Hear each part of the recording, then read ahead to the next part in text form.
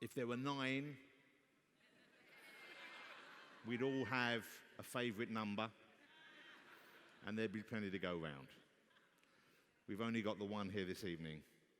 7 of 9. Jeri Wyan, ladies and gentlemen, here she is. How lovely to meet you.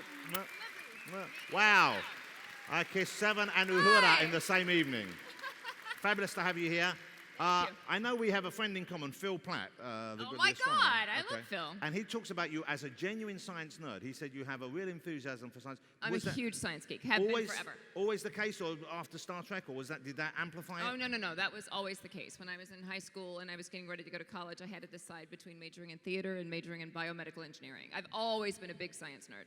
Biomedical engineering? Mm-hmm. That is what my son is studying at university right now. Seriously? Obviously didn't get it from me. Okay. You have some stuff from the show in your house, I believe, don't you? Is that right? I have my Borg alcove. You have your in our Borg game room. alcove. I do. Yeah. I do. Whereabouts Lights up and everything. Where is it in the house? In our game room. There's a pool table. In the game room? And there's, Are people allowed in to visit your alcove? No. What if a few are. I'll make special exceptions. What if some of us came around and we promised to touch nothing, just look at it? And wipe up the drool afterward. Yes, it'd be fine. You joined.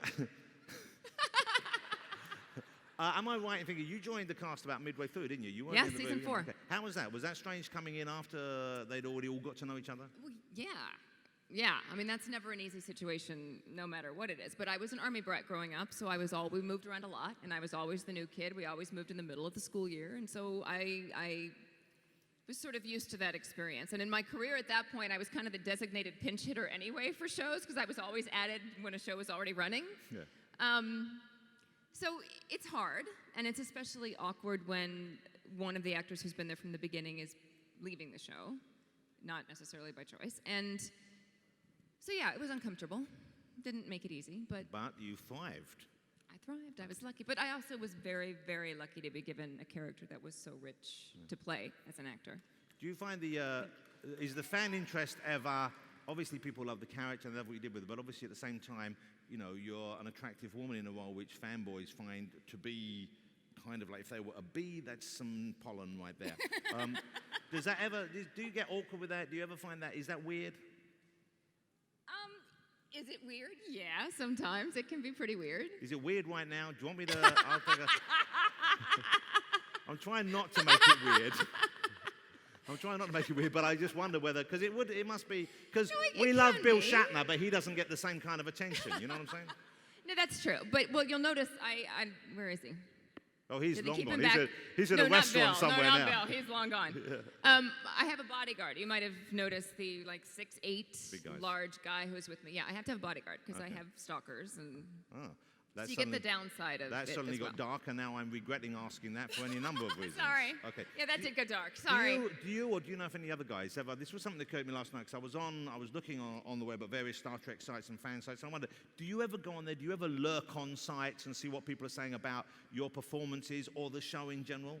I did when I first got on the show because I was excited, and it was you're new and you want to see whatever, and you know that the fan base is very enthusiastic, notoriously so, and. So yeah, I went on, all the chats and wanted to see what all the comments were. Don't read the comments, ever.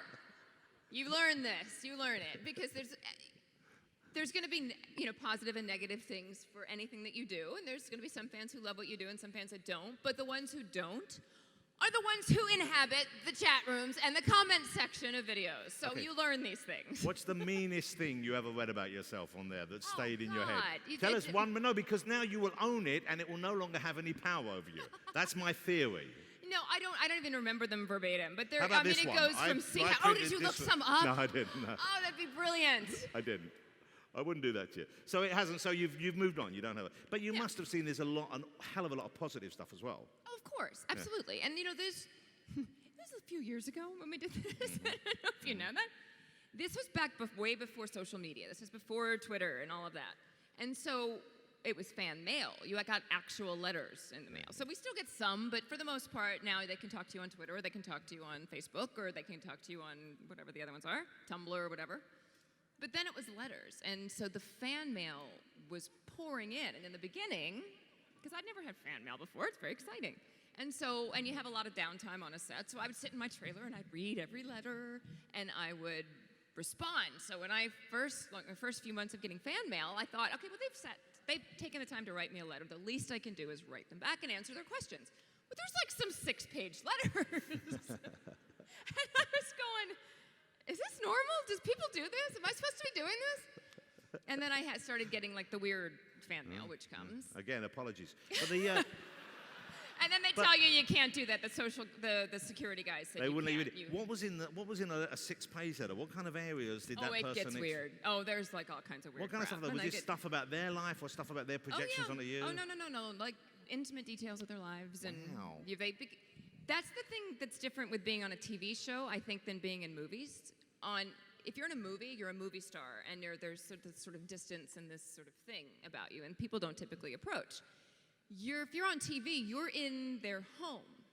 You're in their living room every week, and so some people for whom science fiction is a maybe nebulous concept, they don't have that distance, and they think that because they see you every week in their living room that you have this personal relationship with them, and so they're filling me in on the kids and the pets and everything else. It's kind of nice, yeah, in a deeply nice. Unsettling way, I'm sure, if you're on the receiving end. But certainly, I know I feel like I know all the characters in the show, and I think I want them to be the characters some of the time.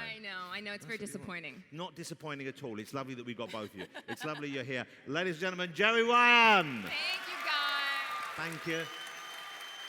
Have a fabulous weekend. You too. Lovely to meet you. You too. I'll be round to see that alcove.